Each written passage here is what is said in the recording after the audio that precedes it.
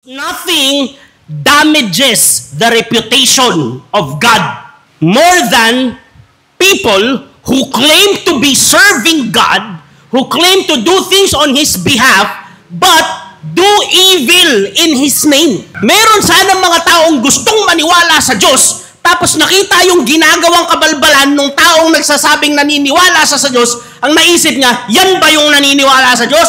Ayoko na lang.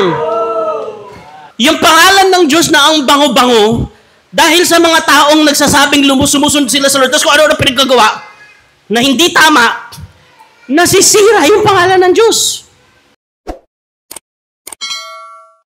Sino may personal relationship kay Lord? Magpalakpakan. May personal relationship kay Lord. Amen. Okay. Now, look at me. I'm gonna explain that. Kasi ang dami ko sasabihin, nag-timer ako para hindi ko maubos yung oras nyo kasi lalamig yung pagkain sa likod, nakita ko. Amoy ko masarap. Oh, dapat talaga ganyan sa church. Alam niyo, dapat sa church, dapat lagi may kainan. Si Jesus kahit saan pumunta may kainan eh. Amen? Amen? Nung una nga niya nakita si Zacchaeus, first time niya makita, Zacchaeus, bumba ka dyan, sa inyo ako kakain. Kain agad. Wala man lang sa inyo ako magba-Bible study. Wala, kain agad. Walang intro-intro, kainan. Dapat mga Kristiyano ganyan. Alam niyo kung bakit? Kasi yung pagkain, napakalakas mag-develop ng relationship. Yung pagkain magkasama, napakalakas mag-develop ng relationship yan. Kaya importante, yung tradition ng Filipino family na sabay-sabay kumakain. Tatandaan niyo, sabay-sabay kumakain. Di ba? Importante yan. Naalala ko, sinabi ni Sedi. Kilala niyo si Sedi?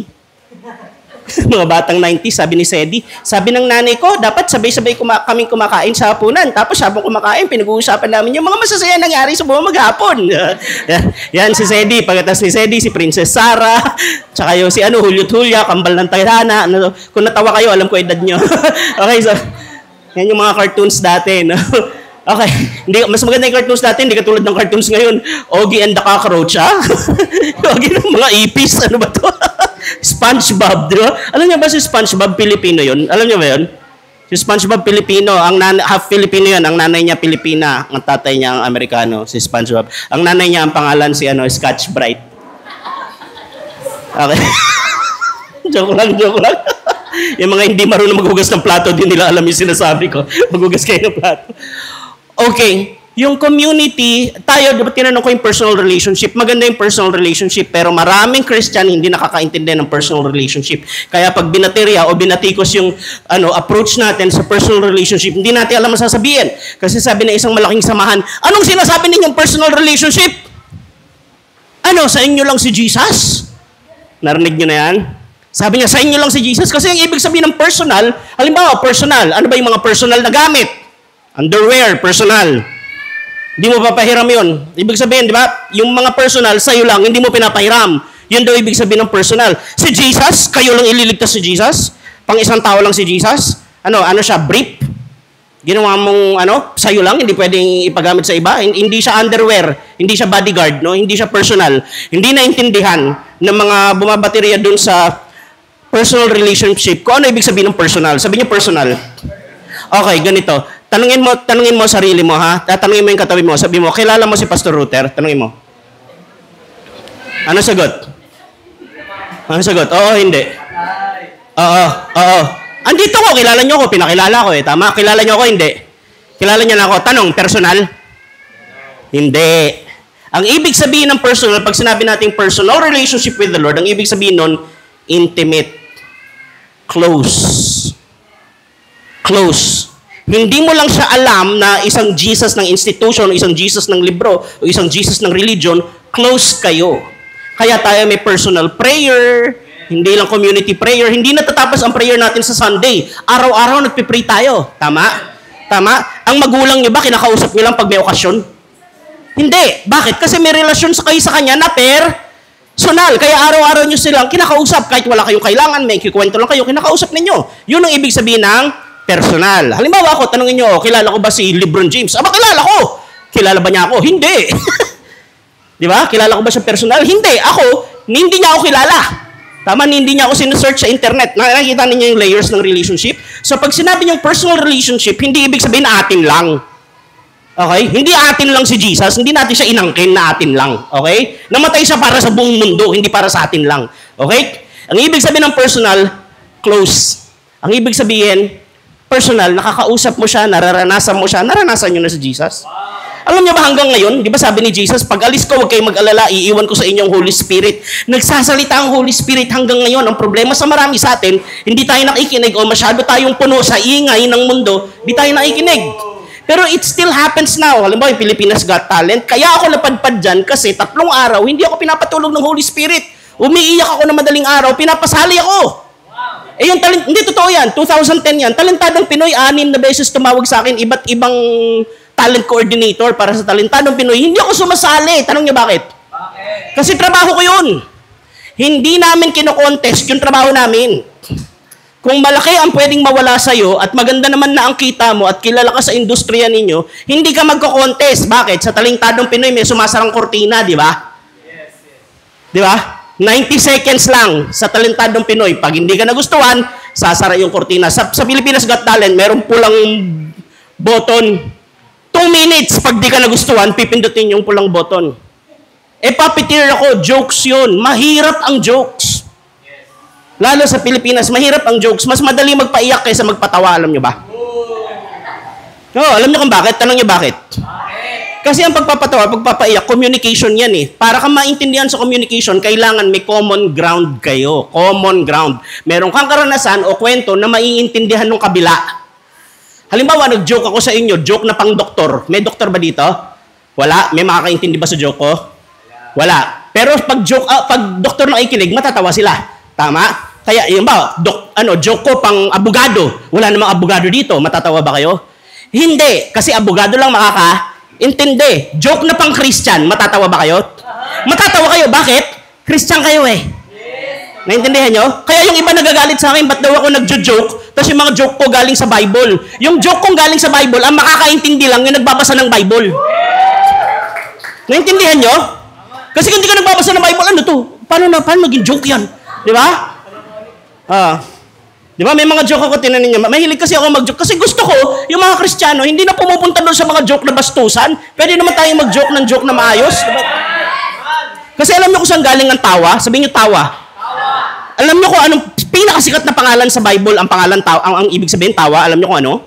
Yung pangalang Isaac. Isaac, anak ni Abraham. Tatay ni Jacob. Pag nagdadasal yung mga Hudyo, ang tawag nila sa Diyos, Diyos ni Abraham, Diyos ni Isaac. Ang ibig sabihin ng Isaac, tawa. Ang Diyos natin, Diyos ni tawa. Sa English, God of Isaac, ibig sabihin God of laughter. Wow. Kaya kung Kristiyano ka, huwag kang bugnutin lang. Kasi maangot. Hindi ko maintindihan yung ibang tao. Akala ba nila walang tumatawa sa langit? Isipin mo walang hanggan ka sa langit, bawal tumawa? Di parang nasa impyerno ka. Isipin nyo, di ba walang hanggan sa langit, puro lang ganun? Dito nga sa lupa, di natin. Babalik ka ba sa church? Kung sa church, lahat ng babati sa'yo na ganun? Good morning, sister, nung kaumo po. Sinabi ng dun eh. Lahat masungit. Okay, yung personal, hindi ibig sabihin nun sa'yo lang. Malinaw? Malinaw? Ibig sabihin close. Kaya sabi ni Jesus sa Matthew chapter 7, hindi lahat ng tumatawag sa akin, Panginoon, Panginoon, makakapasok sa kaharian ng langit. Sasabihin ng iba, Lord, nag-prophesy kami. Sa madaling salita, Lord, nag-ministry kami. Tapos sabi ni Lord, hindi ko kayo kilala. Tanong, meron bang taong hindi kilala ang Diyos? Meron? Kilala ng Diyos lahat. Hindi ba kasi may kasalanan kaya hindi niya kilala? Hello, ba't kilala niya si Satan? Si Satan yung pinakamaraming kasalanan, ba't niya kilala? Kung hadlang yung kasalanan para makilala ka ng Diyos. Hindi ibig sabihin ng kilala sa Bible na alam mo yung mga bagay tungkol sa Kanya. Hindi yun ibig sabihin ng kilala. Mababasa niyo yung salitang kilala sa Bible, unang-una sa Genesis chapter 4. At nakilala ni Adan ang kanyang asawang si Eva, at si Eva ay nagdalang tao. Yun ang ibig sabihin ng kilala sa Bible. Pag kilala mo, nagdadalang tao. Magkakilala ba tayo, Pastor? Okay, may nagdalang tao ba sa atin? Ibig sabihin ng Bible sa kilala, close. Naintindihan nyo? Okay? Hindi yan, halimbawa, pag sinalbahe, vinayulate, pag grenade, Hindi kilala tawag ng Bible doon.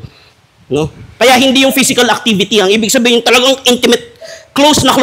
Kaya sabi ni Jesus, hindi ko kayo kilala. Ibig sabihin, hindi tayo close. Kasi paano nagiging close kay Jesus? Mahal ka niya, di ba? Pag mahal ka niya, paano kayo magiging close? Mahalin mo rin. Tama?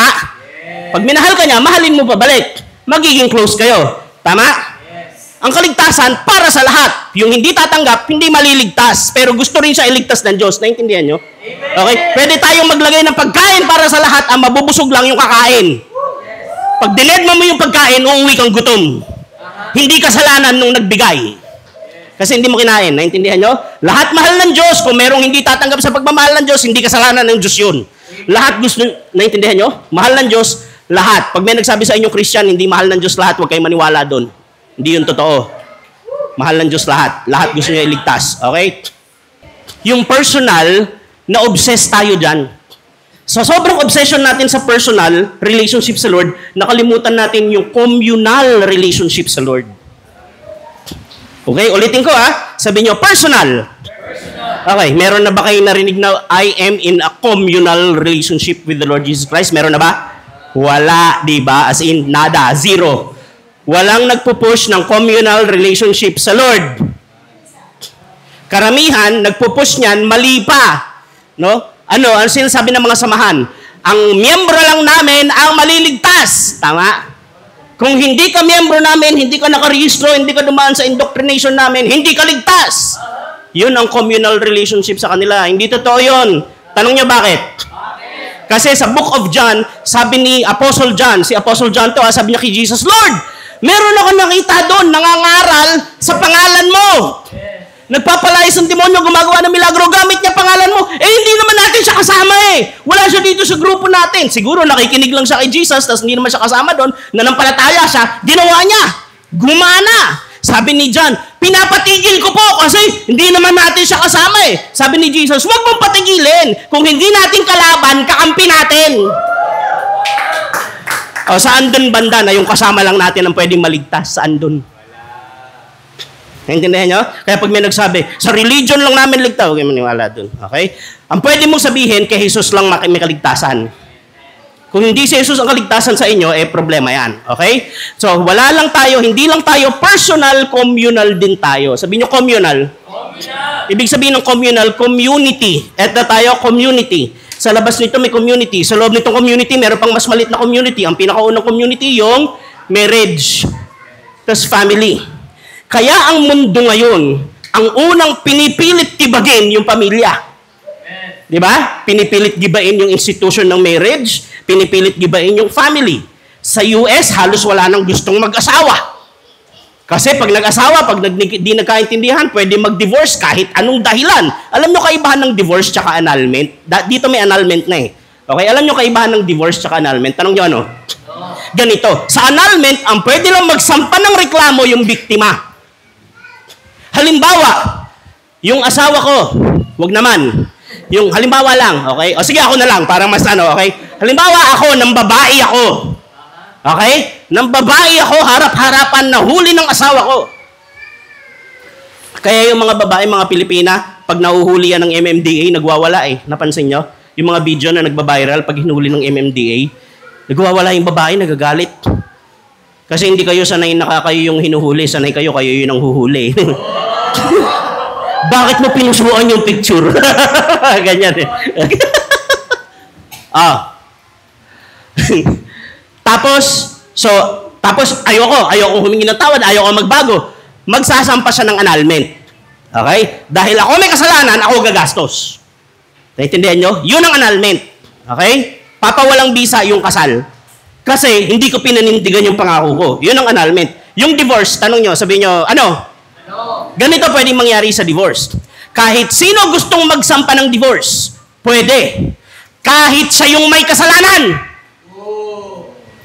Kaya delikado yung divorce. Halimbawa ako ng babae ako. Ng babae ako na naman. Gulpi sarado na ako Halimbawa ng babae ako. Pwede akong magsampa ng divorce. Ako na nga yung may kasalanan, ako pa yung may ganang magsampa. Kaya ayaw natin ng divorce. Yung iba sinasabi, for happiness. Kumain ka sa Jollibee, nakaka-happy yun. Puro kayo happiness, mga addict sa happiness, uminom ka ng Coke. Magkaka-happiness ka hanggang maputulang ka ng paa, magpaka-happy ka.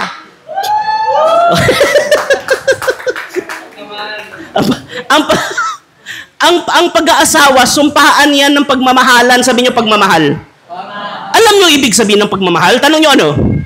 Ibig sabihin ng pagmamahal, kahit yung time na hindi ka masaya at wala kang pakinabang, hindi ka aalis. Kasi pagmamahal. Naintindihan niya?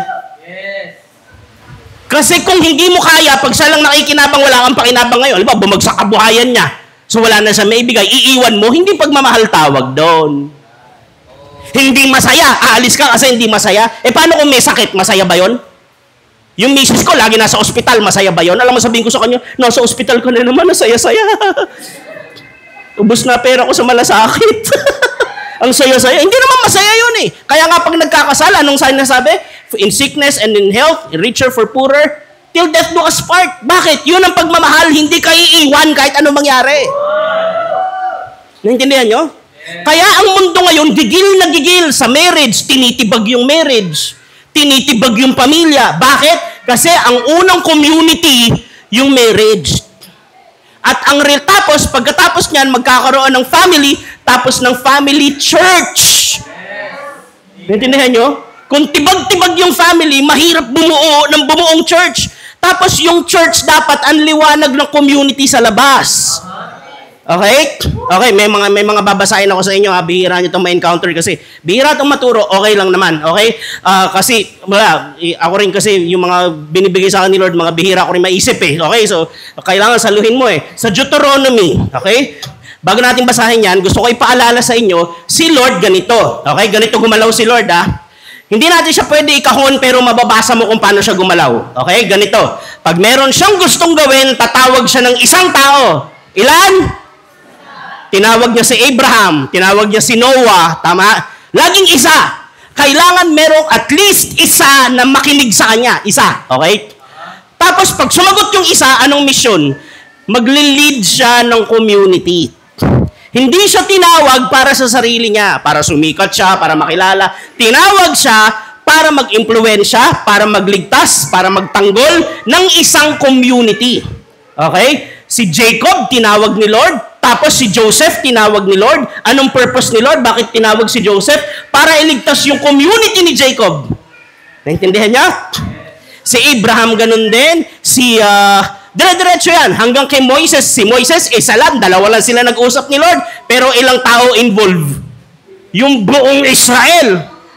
Okay, naintindihan nyo? Si Jesus, isa lang siyang napako sa krus. Okay? Lahat tayo damay. Naintindihan nyo? Isa tatawagin, isa i-anoint para sa isang buong community. Hindi para lang sa, hindi ka tinawag ni Lord para sa'yo. Gets nyo? Nagets nyo?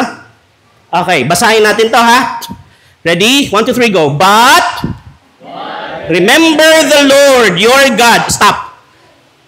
Kasi, marami, pag nagpara-prosper, nakakalimutan si Lord. Okay? Pag yumaman, nakakalimutan si Lord. Na-promote, nagkapera, sumikat, nakakalimutan si Lord. Okay? Kaya sabi ni Lord, ito tinan nyo, but remember the Lord, your God, for it is He who gives you the ability to and so confirms His covenant which He swore to your ancestors as it is today. Huwag niyong kalimutan, alalahanin niyo. The Bible is all about remembering. Pagkatapos ng flood, ano sabi ni Lord? I put up this rainbow for as a remembrance to myself. Sabi diyan sa Deuteronomy, but remember the Lord your God. Sabi ni David, I keep your words deep in my heart so I may not sin against you, so I may remember you. Sabi ni Jesus, do this in remembrance of It's always remembering. Sabi mo sa katabi mo, huwag mo kalimutan. Huwag natin kalimutan. Kaya importanteng nag-aaral kayo ng salita ng Diyos, umaten kayo. Ganito pag may samahan kayong kilala, tapos bawal sa kanilang magbasa ng Bible yung ordinaryong miyembro, leader lang pwedeng magbasa ng Bible, may tinatago sila. Naintindihan nyo? May tinatago sila. Ayaw nilang matanong ng may hirap na tanong. Okay? Ayaw nilang malaman nyo yung tinatago nila. Gets nyo? Okay, hindi na tayo magdadrop ng mga samahan. Pero dito, okay, sinasabi namin sa inyo, ang pinaka-importanting magawa ninyo, alamin yung mga sinasabi ng Diyos. Kasi sabi ko sa inyo kanina, sabi ni Jesus, hindi tayo close. Tama? Paano nagiging close? Mahalin si Jesus. Paano siya minamahal? Sa John chapter, wala to sa notes ko, in passing lang naisip ko. Sa John 14:21 all the way to 25, ang sabi ni Lord ganito, He who has my words and keeps them is the one who loves me. Okay? Ang sumusunod sa salita ko, siya ang nagmamahal sa akin. Dire-diretso yun. He who has my words and keeps them is the one who loves me. He who loves me obeys my commandments. He who does not love me does not obey my commandments. He who loves me obeys my words. I will love him and my Father will love him and we will make our abode in him. Titira kami sa kanya. Wow. Kaya magtataka kayo, may mga tao na talagang anlinaw ng pandinig sa Diyos. Bakit? Kasi minahal nila si Lord pabalik. Nagsasalita ang Diyos sa lahat, pero ang nakakarinig lang yung nagmamahal pabalik. Wow! Naintindihan nyo? Kaya iba sasabihin, hindi na nagsasalita si Lord sa inyo. Hindi nyo siya minamahal pabalik eh. Puro kayo, nag-pray na ako ng salvation, okay na ako. Hindi mo siya marinig. Ligtas ka siguro, pero hindi mo siya marinig. Kasi puro ang laman ng utak mo. Puro WhatsApp madlang people, puro rank game, Hindi ka naman minamasama yung ML, no? Naglalaro rin ako. Ang masasabi ko lang, kung Christian kayo, kung nag-ML kayo, tas tank kayo, huwag kayong farm ng farm, nakakatisod yun. Hindi, nakakatisod talaga. Lalo wala kayo sa clash, nakakatisod yun. Okay. Naglalaro pa rin kami ngayon. Gamer ako eh. Gamer ako, tsaka reader ako. Yun ang passion ko. Okay? Meron ako sports na gusto, hindi naman pwedeng laruin. Muay Thai. Oh. Alam nga naman, tol, suntukan tayo. Hindi naman, saka maghahanap ng kasuntukan, nakatuwaan lang, di ba? Pupunta ka sa gym, ang mahal-mahal, kada session, 500. Ay, ilang beses mo kayang gawin yun. Okay? Kaya itong taas ko, itong katawan ko taas niya, yan, Muay Thai yan. Ito mang inasal to. Okay? Pero pag naglalaro kami, may timer kami. Para hindi maubos yung oras. 30 minutes, isang oras. Pag tumunog yung timer, save mo na, alis na. Alam nga naman, nandun ka na maghapon, lumubog na yung araw, wala ka natapos. Ano nangyari? Ninakaw yung oras mo, di mo na malayan. Napunta sa wala. Buti sana kung karir mo yan. Di ba? Okay, kung may tournament kayo, karir mo yan, okay lang. Okay, kasi trabaho mo yun. Okay? So, tapos, balik tayo dito. Tapusin ko yun. Sabi ni Jesus, ganito ako mahalin, sundin mo yung sinasabi ko. Tama? Kaya sabi ni Lord kay Joshua chapter 1 verse 8 verse 9, sabi niya, huwag mong kaligtaang basahin ang aklat na yaon, dili-dilihin mo iyon araw at gabi upang matupad mo ang lahat ng nasusulat doon, sa gayon giginhawa ka at magtatagumpay.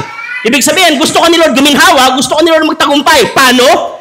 Basahin mo yung sinasabi niya, alamin mo yung sinasabi niya. Amen. Gets niya? Para pag guminhawa ka at magtagumpay, hindi mo siya kalimutan.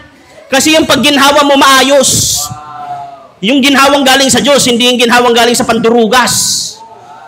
Di ba ang daming dumami pera dahil sa pagpupromote ng online gambling? Meron mga nagpromote ng online gambling, ang dami nilang death threat ngayon kasi yung iba nagbenta ng kalabaw, nagbenta ng lupa, kasi napaniwala nilang madali manalo doon. Ayun, naubos kabuhayan, hinahabol sila ngayon. Ngayon sila, di na nila alam gagawin. Yung perang kinita nila, naubos na nila. Kasi sabi sa Proverbs, pag ang pera madaling kinita, madali rin gastusin. Lahat may sasabihin ng Bible, lahat. Okay? Kung gusto mong mahalin si Lord, gusto mong maging close kayo, alamin mo yung sinasabi niya. Pag alam mo yung sinasabi niya, masusunod mo. Pag hindi mo alam, paano mo susundin? Ngayon, paano mo sasabihin love mo siya? Feelings. Hindi sabi ni Lord, lahat ng may feelings sa akin. Hindi. Yun ang mahal ako. Hindi. Yung sumusunod sa sinasabi ko, yun mahal niya ako. Di ba? Sabi niya sa hindi nagmamahal sa kanya, hindi kita kilala. Hindi ko kayo tinatakot ha. Baka hindi. Hindi nawawala ang kaligtasan, pero marami akala nila ligtas sila kaso hindi. Kasi hindi nila naintindihan. Okay? Kung sinasabi ng iba ang nawawala lang ng kaligtasan, yung hindi ligtas malamang. Kasi hindi mo naintindihan. Akala mo nag-pray ka lang isang beses, tapos pwede ka na kung ano pinagagawa mo sa buhay, akala mo ligtas ka na. Okay, edi hindi kayo close ni Jesus. Hindi kayo close ni Jesus, pagdating dito, sasabihin ni Lord, di ko to kilala. Namatay din ako para sa'yo, pero di kita kilala. Ano ibig sabihin? Hindi niya alam pangalan mo? Hindi. Alam niya pangalan mo, pati buhok mo, alam niya kung ilan. Pero hindi kayo close. Kasi yung sinasabi niya, hindi mo sinusunod. Sabi niya, tinawag mo akong Panginoon, di mo naman ako sinusunod. Naintindihan niya? Okay? Bakit? Ba't kailangan mo siyang sundin? Kasi ang gusto niya, guminhawa ka at Ito yung Diyos natin. Ang Diyos natin, pag nag-utos sa'yo, pag sinunod mo, yung resulta para sa'yo. Naintindihan nyo? Sa ibang religion, pag nag-utos yung Diyos, ang resulta para doon sa nag-utos eh. Kasi gusto sumayo ng Diyos nila. Sa atin, hindi. Pag inutusan ka ng Diyos natin, kasi gusto ng Diyos, ikaw sumaya, tsaka ikaw maging hawa, maging maayos buhay mo. Kaya ka inuutusan. Ganun mag-bless si Lord eh. Pag nagbe-bless siya, inuutusan niya. Gusto niya i-bless si Noah, inutusan niya. Gusto niya i-bless si Joseph, inutusan niya. Si Abraham, inutusan niya. Okay? Kaya pag inuutusan kayo dito, blessing yun. Huwag kayong nagiging paniki. Mga kabataan, nagiging paniki. Hugas ng plato, ba't ako? Nagiging paniki. Alam niyo ba si Batman, ang kauna-unahang presidente ng Asosasyon ng mga Tricycle Driver? Alam niyo ba yon? Si Batman? Di ba sumisigaw siya, to the Batcave, to the Batcar. O, doon nag-umpisa yung alamat ng Toda. Okay. Dito na.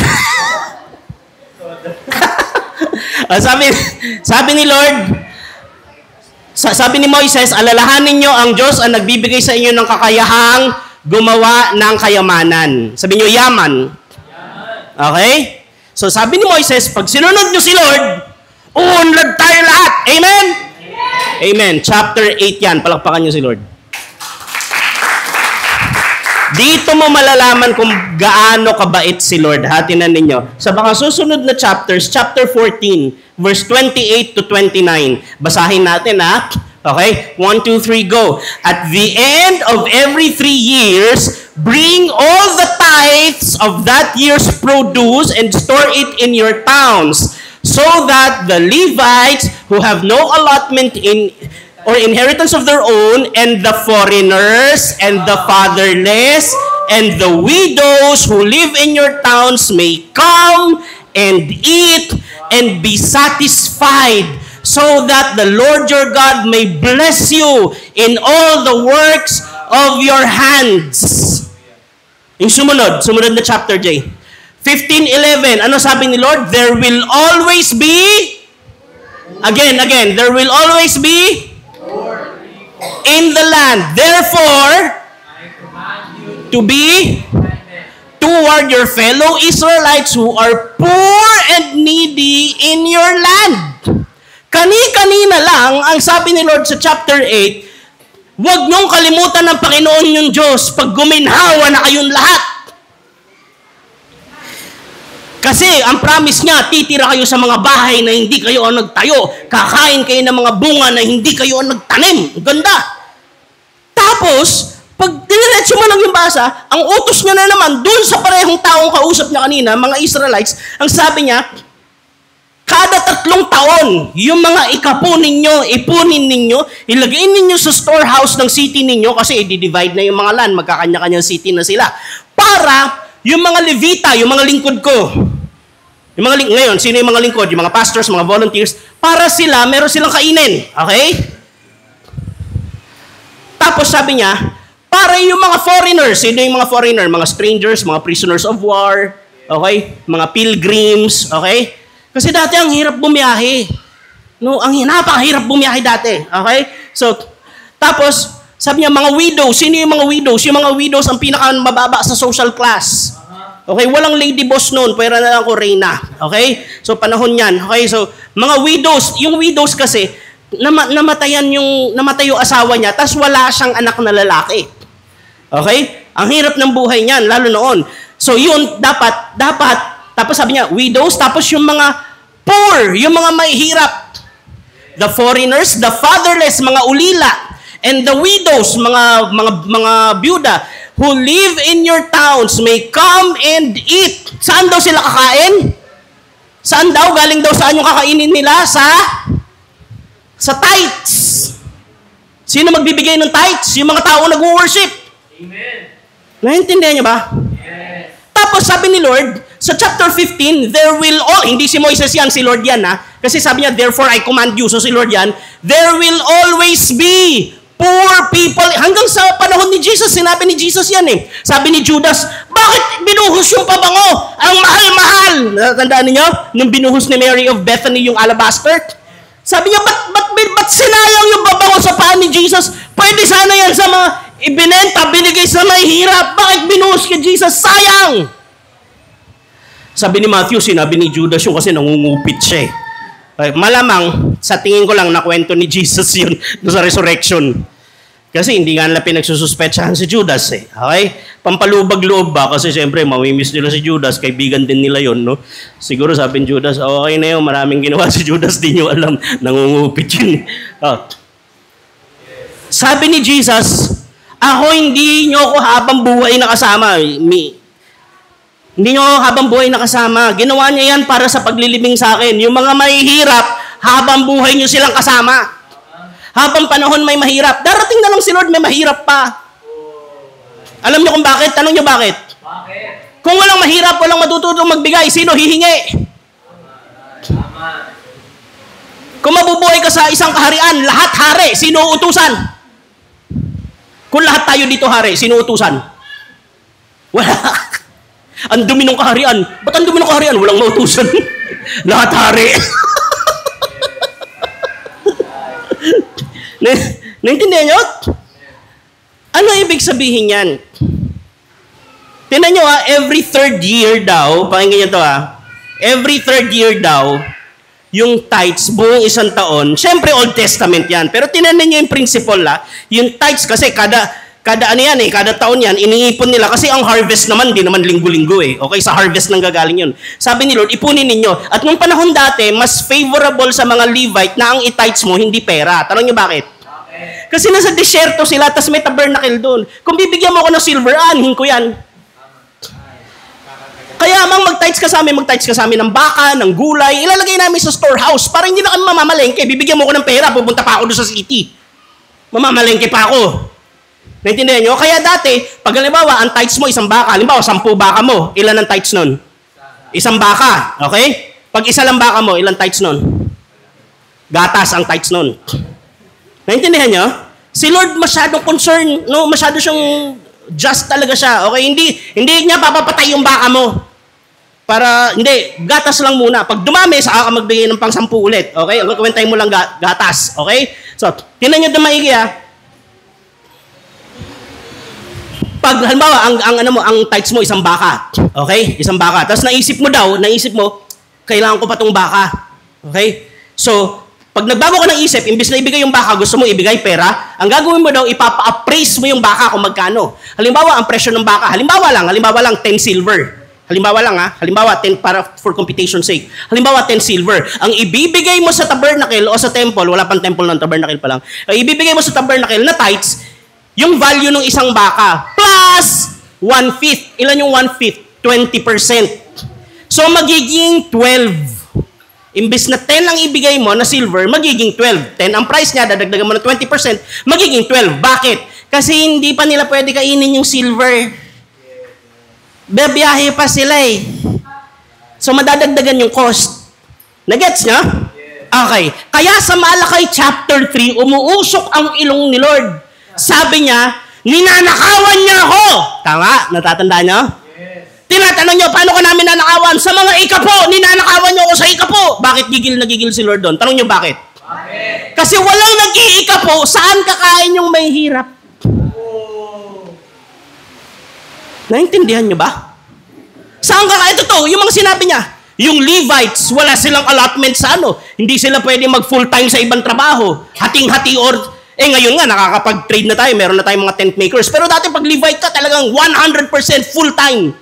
Hindi ka pwede maging artist, hindi ka pwede maging kahit Levite ka talaga. Okay? Tapos, and the foreigners. Saan kakain yung foreigners? Tayo kasi mga Pinoy, ang taas natin sa foreigner, di ba? Nung una ko, first time ko nakalabas ng ibang bansa mag-isa, ayoko bumabiyahe mag-isa Pero minsan lumabas ako, pumunta akong Korea mag-isa. No? Nakapila ako sa foreigner, feeling big time ako. Wow! Foreigner na ako! Yes! Kasi tingin natin sa foreigner, wow, foreigner, mayaman, apam, di ba? Wow, apam na ako. Nakapila ako sa foreigner. Pero sa kanila hindi, pag foreigner, may hirap yan. Okay? Foreigner, widows, orphans, saan sila kakain? Kaya pag pinuntahan nyo sa Samuel, galit na galit si Lord sa mga anak ni Eli. Ang sabi ni Lord sa mga anak kay Eli, si Eli yung nag-anoint kay Samuel, sabi niya, bakit mo pinabayaan yung mga anak mo na They have fattened themselves. Nagtaba. Hindi masama kung tumaba, no? Pero sabi niya, nagtabaan na sila dahil... Kasi kung masama tumaba, sa impyerno ako pupunta. Okay. Buti lang mabait si Lord. Okay. Huwag kayong mag-alala. Hindi ako sa offering tumaba. Sa kanin lang. Okay. Sabi niya, nagtabaan na sila kasi yung choice, yung best parts ng offering, sinosolo nila. Yung offerings dapat nasa storehouse yon. Yung storehouse, open pantry yon para sa community. Yung Levites nandun, pag may lumapit, gutom, papakainin ng Levites. Naintindihan niyo ba?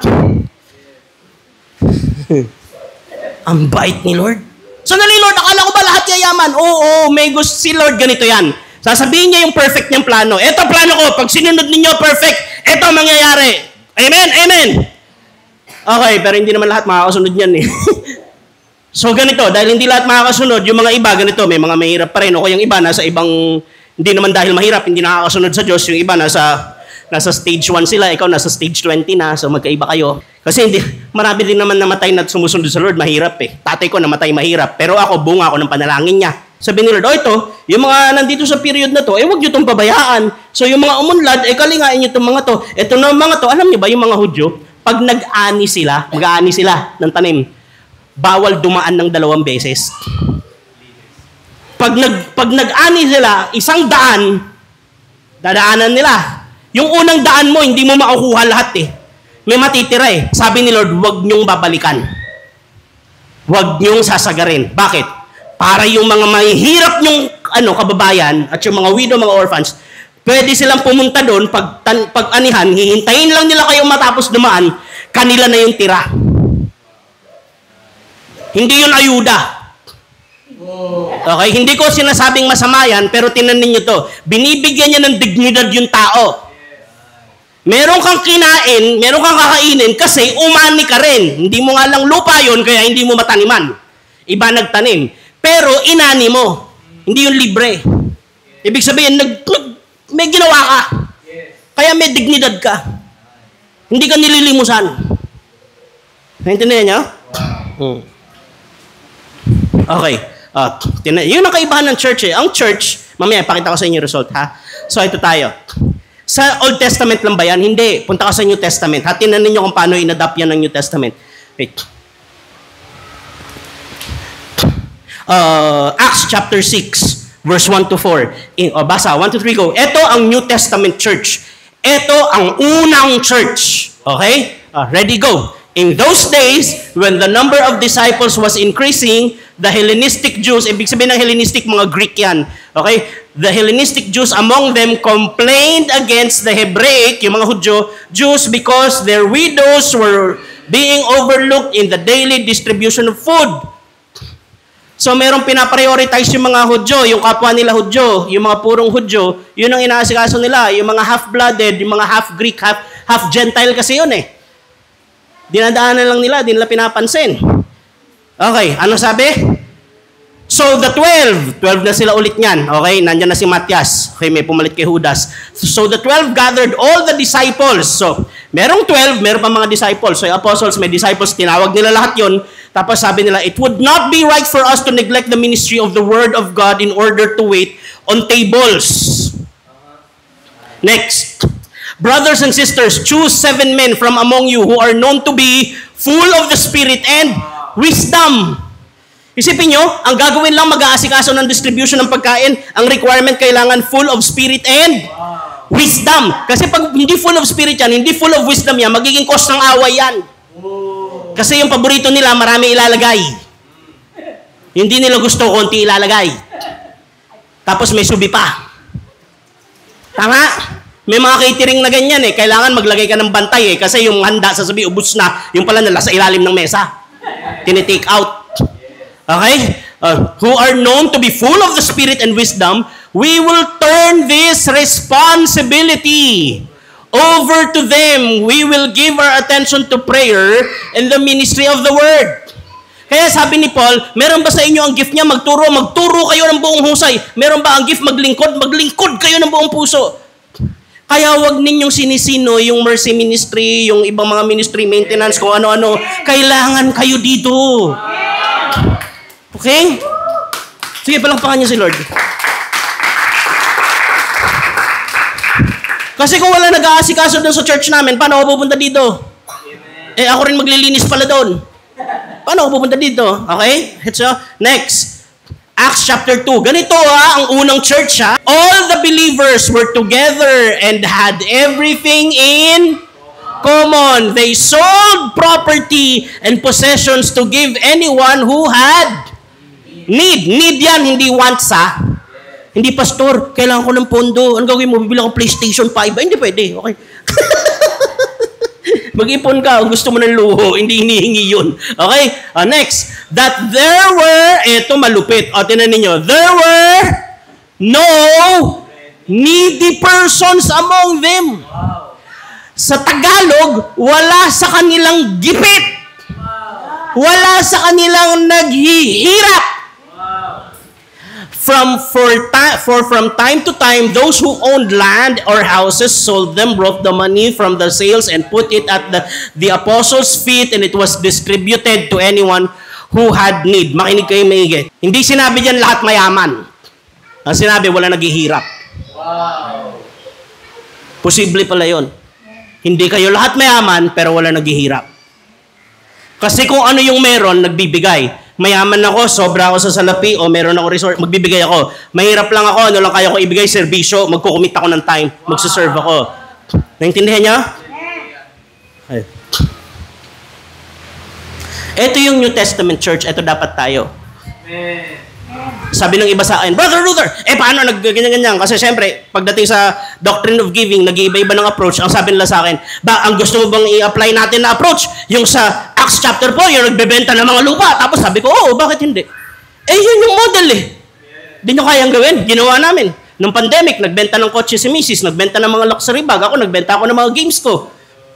Si gamer ako yun na nga lang yung ano ko sa buhay, luho ko sa buhay, pinamigay ko pa. Kasi pandemic, anong gagawin ko?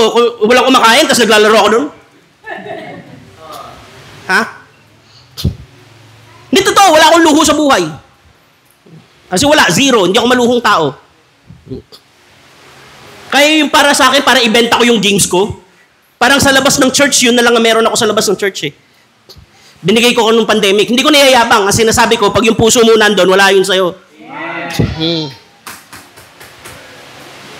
Sabi ko sa misis ko, proud na proud ako sa'yo, pastora ka na talaga. Kasi nauna siya talaga yung pastor doon Associate niya lang ako, kaya nga ako nakakabiyahe-biyahe. Kasi ako responsable lahat doon, di ako makakaalis. Okay? Church nila yun taga dito ako sa Novaliches Okay? Siya yung taga South Okay? Nagpaalam ako sa church ko nung napunta ako doon. Ganun talaga ginagawa ng pag-ibig ko, saan ka dinadala. Okay? Okay. Yan. Benta niya yung mga bag niya, mga coach, kung ano-anong brand. Sabi ko, proud ako sa'yo, pastor ka na talaga. Bakit? Isipin mo, mga pinangarap mo yung bag na yan, binenta mo para may pang bigas, may pang oxygen. Ngayon ang binibili namin ng pandemic, bigas, oxygen, itlog, linggo-linggo. Dati bawal lumabas ng marami, isang tao lang lalabas Tapos bawal bumili ng marami, limang Lucky Meal lang pwede mong bilhin. Kada bili, di ba tigli-5 lang, natatandaan niyo yan? So araw-araw lumalabas kami. Iipunin mo, pagdating ng Sabado, nakapakete yun lahat, tapos kada pamilya, merong tig-isa. Yung preaching, nakasulat, nandun. Wala naman silang internet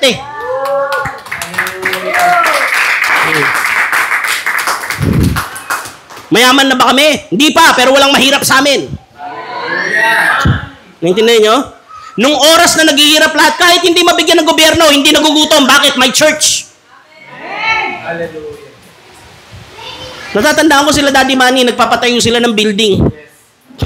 Imbes na yung pondo sa building, ginamit din nila yung ibang pondo pinang-ayuda sa hindi ayuda, kasi nga, wala nang trabaho nun.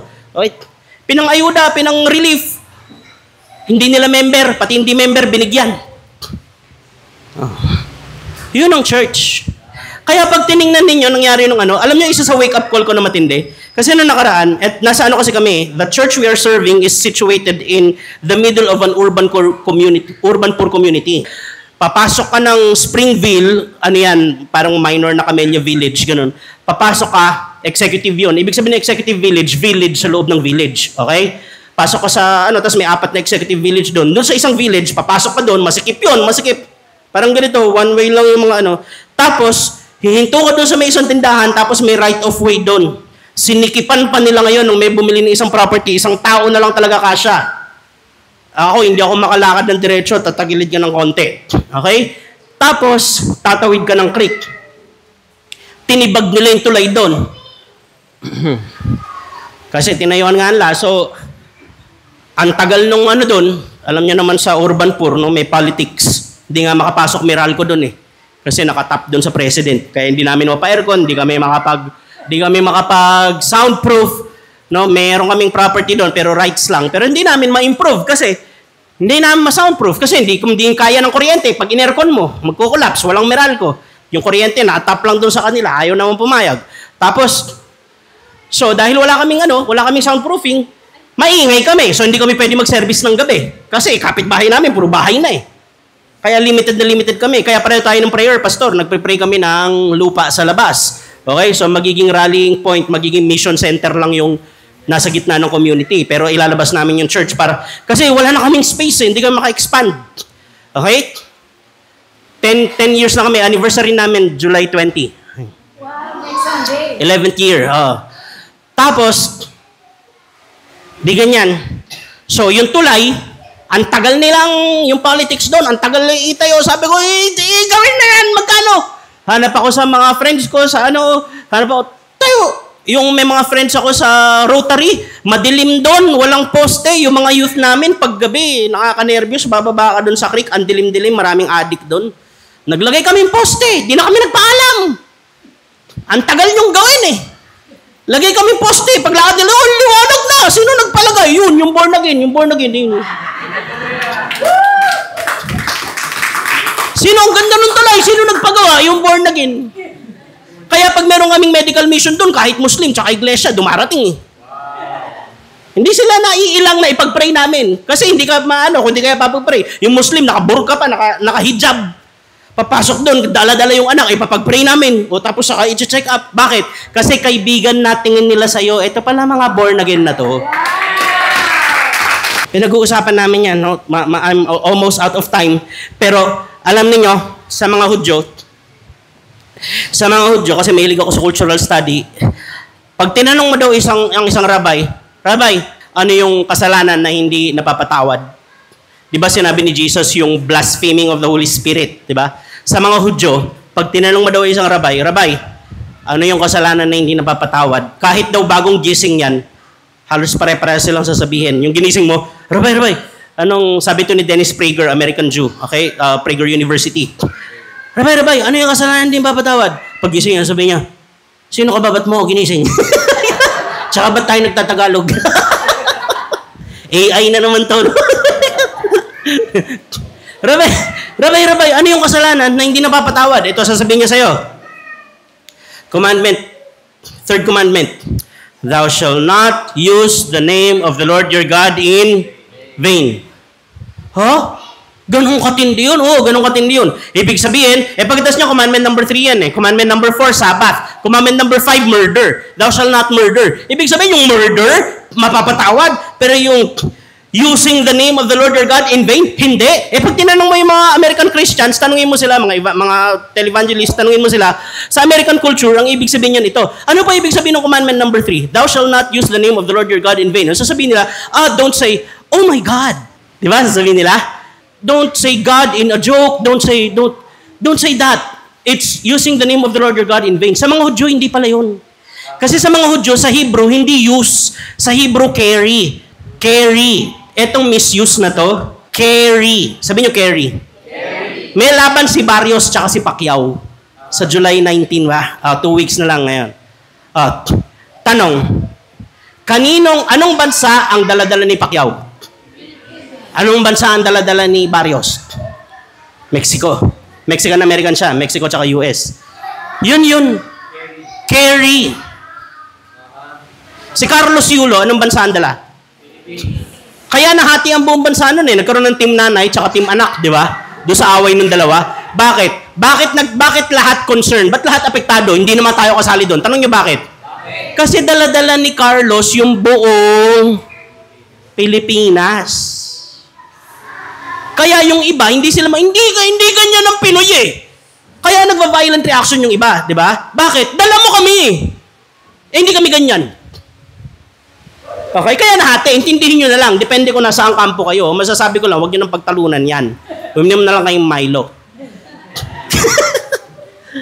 Makinig kayo ha. Huwag mo daw dadalhin. Thou shall not carry the name of the Lord your God in vain. Ang implication daw niyan sa mga Hudyo ito. Do not do evil in the name of God. Yun ang ibig sabihin yan. Huwag kang gagawa ng masama sa pangalan ng Diyos. Pag gumawa ka ng masama sa pangalan ng Diyos, sa amin hindi napapatawad yun sa mga Hudyo. Ano yung paggawa sa masama sa pangalan ng Diyos? Ano? Mga pastor na scammer nang mumolest siya ng miyembro. Gamit pangalan ng Diyos. Ginagawa daw nila yon para sa kung ikaw si Lord. Hindi mo mapapa-facepalm ka talaga. Inuutos ko ba yan? Bakit? Para sa mga Hudyo, sobrang bigat na kasalanan nun. Tanong nyo bakit? Because nothing damages the reputation of God more than people who claim to be serving God, who claim to do things on His behalf, but do evil in His name. Meron sana mga taong gustong maniwala sa Diyos, tapos nakita yung ginagawang kabalbalan ng taong nagsasabing naniniwala sa Diyos, ang naisip niya, yan ba yung naniniwala sa Diyos? Ayoko na lang. Gustong iligtas ni Lord yun, kaso nakaharang ka dyan, nagbibida-bida ka na ikaw yung lingkod ng Diyos, tapos sinira mo buhay niya, hindi tuloy siya nakalapit sa Diyos dahil sa'yo.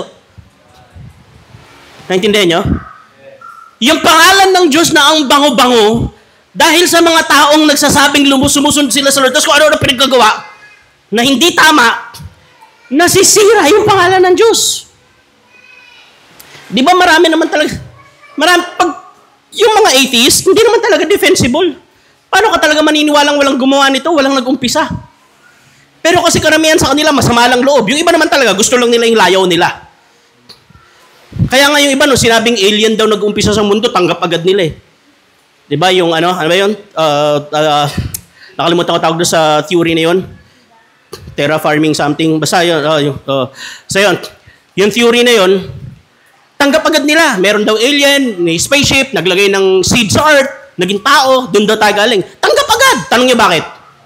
Kasi yung alien, hindi nakikialam sa buhay.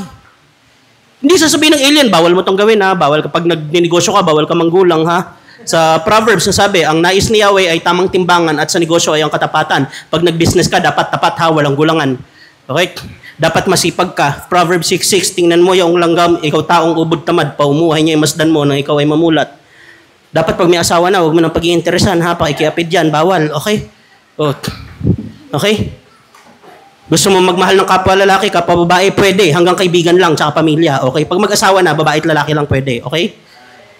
Kasi yung love is love, totoo love is love, pero iba-iba yun. Kasi ang love, agape, philia, storge, eros. May love na pang pamilya, may love na pang Diyos, may love na pang kaibigan, may love na pang mag-asawa. Yung love na pang mag-asawa, hindi mo pwedeng ibigay sa parehas na kasarian. Intindihan nyo? Parang tubig yan. May tubig na pang hugas, may tubig na pang banlaw, may tubig na pang CR, may tubig na pang inom. Hindi ko pwedeng tumakal ng tubig dun sa onidoro tapos sabihin ko, iinumin ko to kasi water is water. Naintindihan nyo? Pero water din yun. May silbi yung water na yun. Okay? Naintindihan nyo? Okay. Ang Bible, ang Diyos kasi nakikialam eh. Yung alien, hindi. Kaya ang dali tanggapin yung alien. Diba? Oh. Dito, sa area na to, nakikialam talaga Diyos. Natatandaan nyo ng pandemic. Okay? Walang halong galit to ha. Hindi ako galit, hindi ako ano. Okay. Gusto ng Diyos mapaigi kayo. Oh, totoo. Halimbawa, ang pinurso mo lang sa buhay, gusto mo lang yumaman, dumami mga signature bags mo. Okay, meron kang Louis Vuitton, meron kang Vuitton Louis, meron kang lahat na ng klaseng Vuitton tsaka Louis. Okay? Tingin mo, pag matanda ka na, ikakasaya mo yan? Ha? Tingin mo talaga ikakasaya mo yan? Nakakasaya yun, saglit. Pero hindi ka nag-asawa, wala kang anak, wala kang apo, wala kang tinulungan. Yung kapatid ng mga daes sa bayan, yayaman yan, mga daes. O, sila Mikael Daes. Diba? Pamangkin yan ng senior pastor namin dati, si Mikael. Di ka magkakilala, pero yung senior pastor niya, yung uncle niya, tatay-tatayan ko. Magkakapatid yan, Daes. Yung isa nasa US, may sariling bus liner. Isipin mo, Pilipino ka, may sariling kang bus liner sa US. Ang yaman. Alam niyo, sabi niya sa kuya niya, yung kuya niya, mission pastor namin. Sabi niya sa kuya niya, kuya, naiingit ako sa'yo. Ba't ka maiingit sa akin? Ako nga nagtatrabaho sa'yo, naglilinis lang ako ng bus mo. Sabi niya, nakakaingit ka eh. Kasi hindi mo nang natulungan. Kasi yun, si Tatay Jun, yung missionary na yun, mag-iipon sa US, maayos na naman lahat ng anak niya, no? Mag-iipon sa US, pag uwi dito, uubusin niya sa missions. Kami yung mga volunteer niya sa missions. Binibigyan kami allowance, sa slot. Siya unang gumigising, siya huling natutulog. Ibang klase yun. Ngayon, nagtayo siya ng orphanage dyan sa Silang Cavite para sa mga unwanted babies. Kung ipapalaglag mo, wag mo na ipalaglag. Dito mo na lang sa amin ipanganak, kaalagaan namin. Ganun ang ministry niya. Oh. Grabe yun, si Tatay Jun. Sabi sa kanya, naaawa ako, naiingit ako sa'yo. Bakit? Kasi ako ang dami kong pera.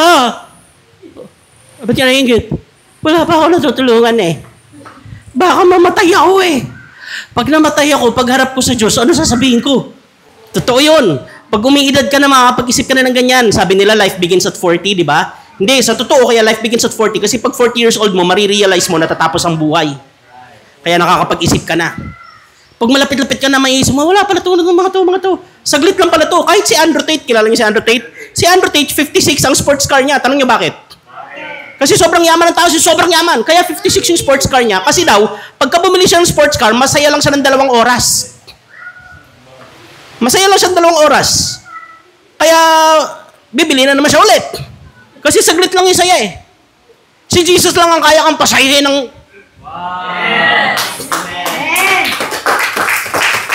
Ngayon, kung 56 sports car nyo, dinote nyo na sa amin ni Pastor yung isa. Para Nung pandemic, dito ako magtatapos ha. Ito, anong kinalaman nito? Okay, nung pandemic, sabi ng gobyerno, bawal ang church, sarado lahat. Tama? Sarado lahat ng church. Bakit? Isara daw lahat ng Ulit, isara lahat ng Isipin mo, ano ibig sabihin ng non-essentials? Hindi importante. Hindi kailangan ng tao para mabuhay. Nung naglilista sila ng mga hindi kailangan, isinama tayo sa hindi kailangan. Church. Hindi kailangan yung church. Mabubuhay ang tao nang walang church. Isipin nyo, yung lugawan essential, yung church hindi. Isipin nyo yan. Sinabi ko yan doon sa group of pastors ng network namin, pati sa senior pastor namin, pati sa misis ko. Kasi ngayon, yung namin, youth fellowship once a month. Once a month ang youth fellowship o twice a month. Sabi ko sa kanila, yung isa, marami na tayong service eh. May home Bible study pa tayo. Pag nag-youth fellowship tayo, mag-cleanliness drive kayo. Wow. Ang dumi ng creek ko, linisin natin yan. Ngayon, nung una, syempre, mga kabataan, ano ba yan? Creek, di ba? Linis sila, linis. Yung mga tao sa paligid, takang-taka, ano ginagawa nyo? Sino nagbabayad sa inyo? Ba't mga kabataan naglilinis? Diyan po kami, sa born again. Binabayaran kayo? Ay, hindi po. Unang linis, sila. Pangalawang linis, sila. Pangatlong linis, yung mga taga doon tumutulong na. Pang-apat na linis, meron pang taga-ibang church. Nakikilinis na rin. Naintindihan nyo? Ngayon, nagiging kultura ngayon. Dati pag dumaan ka, talagang basurahan yung kalye. Ngayon, may mangilan-ngilan, konti na lang. Nagbabago yung paligid. Jay, tinan mo nga, yung pictures nila, yung pictures lang. Pictures. Alam niyo kung sino itong mga to? Mga scholars to ng church namin. Ito yung dalawang college. Ito po, ayan, ito si AC.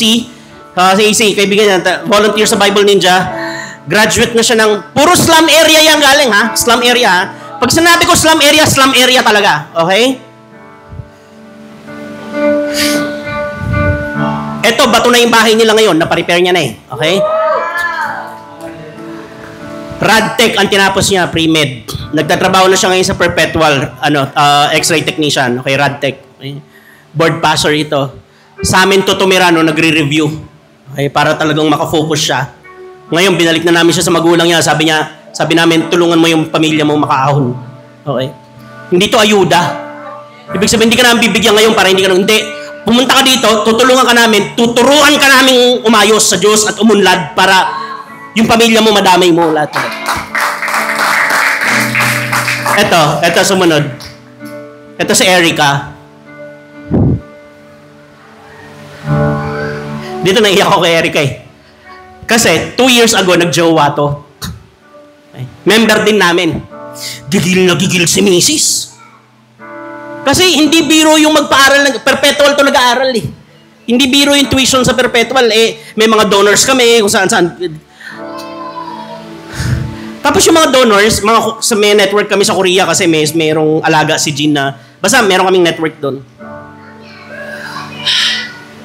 Siya yung busy-busy mag-report, magpa-meeting, Wala yung nakukuha. She doesn't get paid for that. Wala siyang allowance si Mrs. Halimbawa, ang laman ng may darating sa kanya, halimbawa 100,000 pang scholar.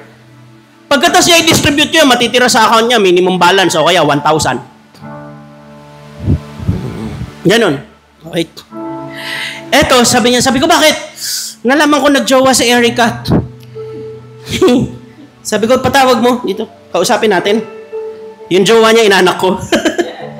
Usap kami. Pareho namang mabait, no? Pareho sila mabait. Ito yung preaching ko sa Samar, yung sinasabi ko, hindi namin kayo binabawalan, pinaghihintay namin kayo. Ito sabi ko, Erica, makinig ka sa akin maigi, ha? Sabi ko, hindi ka isang tao. Kasi ito, first year niya sa perpetual, gusto niya nang mag-quit. Kasi sa slum siya lumaki, wala pang nakatapos sa pamilya nila kahit isa. Marami silang magkakapatid. Tapos galing siya sa public, tapos pumunta siya ng perpetual. Ibang level yun. Yung perpetual, may sariling hospital yun eh. Okay? Tapos dentistry ang kinuha niya. Sobrang mahal ng dentistry. Kaya dentistry kasi yung church namin may sariling clinic. Kaya sobrang lamang niya kasi pinag-aaralan pa lang ng mga classmate niya, vino-volunteer niya na sa Pero hindi siya magaling mag-English, hindi siya magaling, hirap siya. Naiiyak na sila talaga. Okay. Kasi sabi namin, pag alis yung doktor dito, ikaw na yung doktor. Okay? Sabi ko sa kanya, sandali lang kasi ganito yan. Okay? Ito ang hirap niyan. Halimbawa, exam week. Hirap ka na nga sa exam kasi hindi ka nga sanay sa ganitong environment.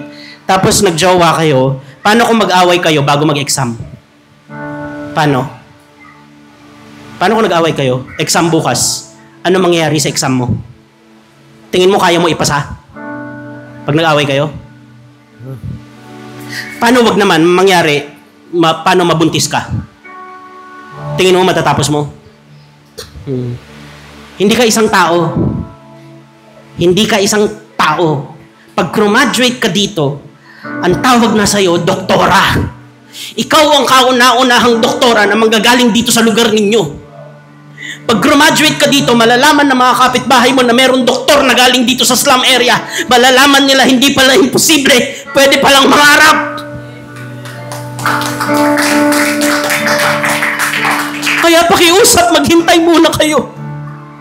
Naghintay sila. Ayan, clinical graduation yan. Board na lang. Meron na kaming doktora.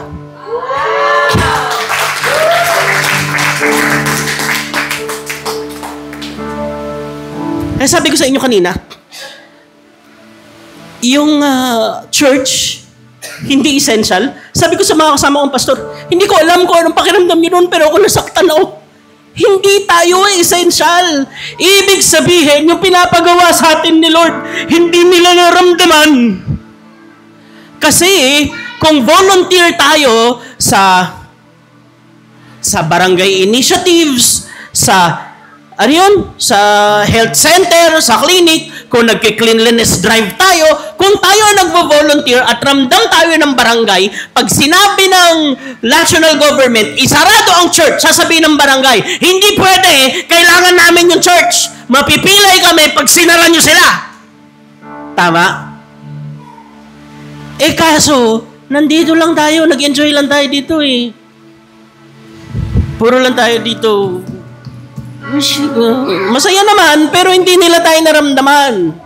Sabi nung kaibigan kong professor dati sa Bible School, sabi niya, kung community church kayo, iba yung mega church, iba diskarte doon. Okay? Pero kung community church kayo, tapos hindi alam ng tricycle driver kung saan kayo, may problema kayo.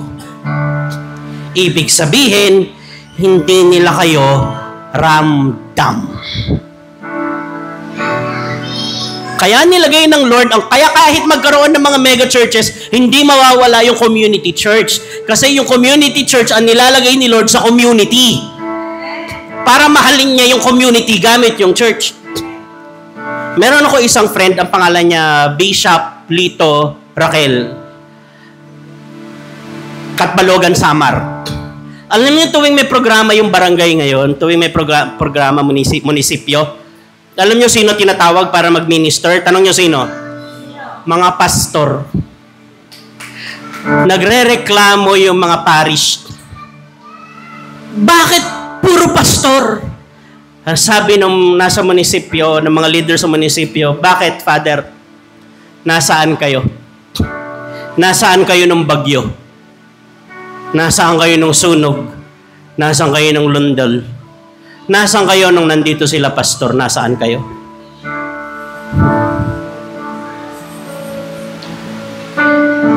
Alam nyo kabaliktaran nung Exodus chapter 20 verse 3? Alam nyo kabaliktaran nung Thou shalt not carry the name of the Lord God in vain. Isaiah 52:7. 1, 2, 3, go. How beautiful on the mountains are the feet of those who proclaim peace, who bring good tidings, who proclaim salvation, who say to Zion, your God reigns. How beautiful are the mountains at the feet of Him who brings good news. Kung gaano kalaking sira ang nagagawa ng mga taong hindi sinusunod yung pamumuhay at pagkalinga ng isang Kristiyano, pero dinadala yung pangalang Kristiyano, nasisira yung pangalan ng Panginoon dahil sa kanila, yun din naman sa kabaliktaran, bumabango lalo ang pangalan ng Panginoon kahit dun sa mga taong hindi siya kilala. Pag nakakakita sila at nakakaranas sila ng pagkalinga galing sa mga tao na nagsasabing ginagawa namin ito kasi naranasan namin ang pagmamahal ng Diyos. Kaya nagmamahal din kami. Yung mga ganyan, hindi mo na kailangan ng debate. Pag nakaramdam sila ng totoong pagmamahal, lalapit at lalapit sila. Amen? Ano sabi ni Lord? Ito ang topic dito, yung pagbabalik ni Lord eh. Sabi niya, paghihiwalayin ko yung mga kambing sa mga tupa. Di ba? Tapos sasabihin ng iba, Panginoon, bakit kami nandito? Bakit kami tupa? Ang sabi ni Jesus, kasi, ba't kami kambing? Kasi, nagutom ako. Hindi niyo naman ako pinakain. Nahubaran ako, nilamig ako, di niyo ako dinamitan. Estranghero ako, di niyo ako pinatuloy. Matthew 25, verse 40. The king will reply, truly I tell you, whatever you did for one of the least of these brothers and sisters of mine, you did for me. He was not merely referring to his co-ministers, to his disciples, although tama yun. Pero he was not just referring to them. He was referring to the small ones, the poor, the weak ones.